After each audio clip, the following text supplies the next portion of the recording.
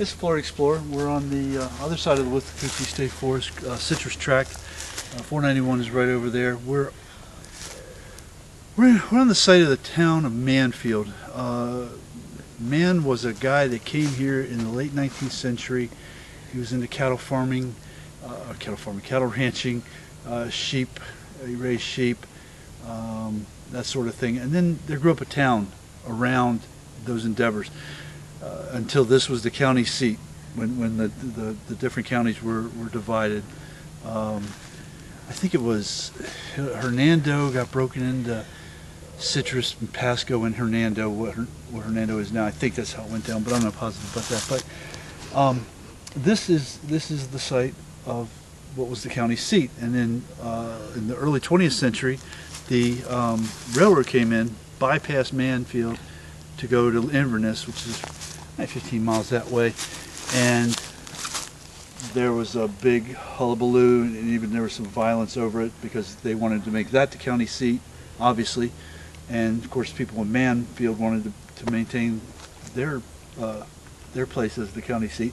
And obviously you see around you that this is the result of when the county seat moves. Inverness is a thriving little metropolis, and now we're standing in the middle of the woods.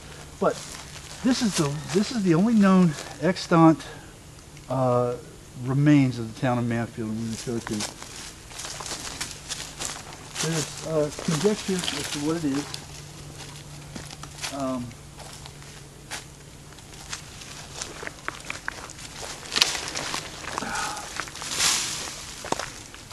I've heard a theory of bank vault. And I've also heard root cellar, and I've also heard cattle vet.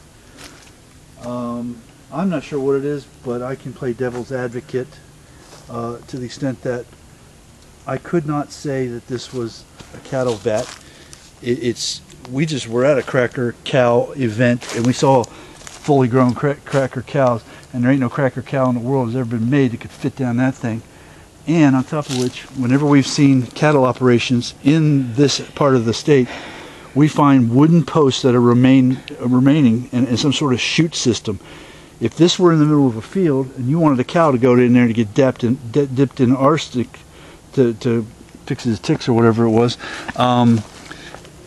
you would have to herd him in there. He wouldn't just run across the field and say, "Oh look, there's a vat. I got to jump in that bad boy and get these ticks off me."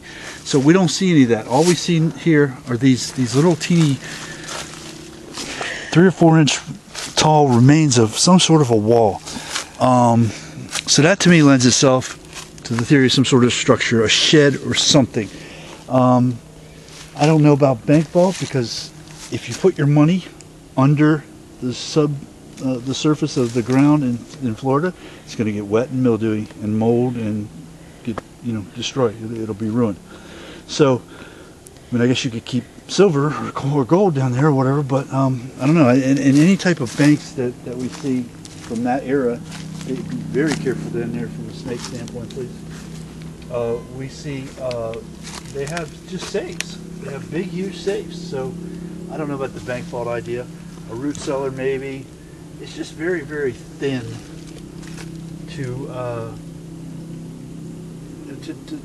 make of any kind of use.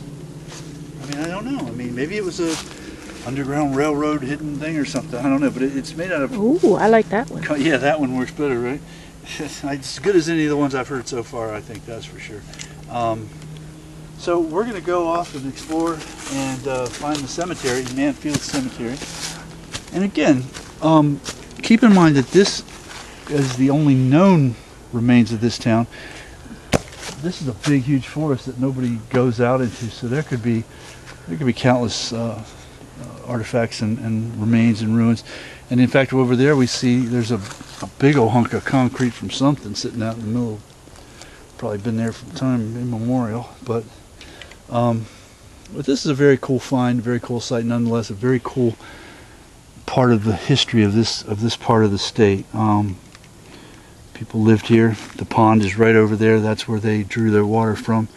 And again, going back to the cattle vat theory, I would think that if this were a cattle vat, it would have to be out there somewhere. It wouldn't be next to people's homes or businesses, because that would mean that cattle were roaming all over the place, and they wouldn't be roaming all over the place. They'd be out somewhere on a ranch, preferably or more than likely fenced in. So that's my theory.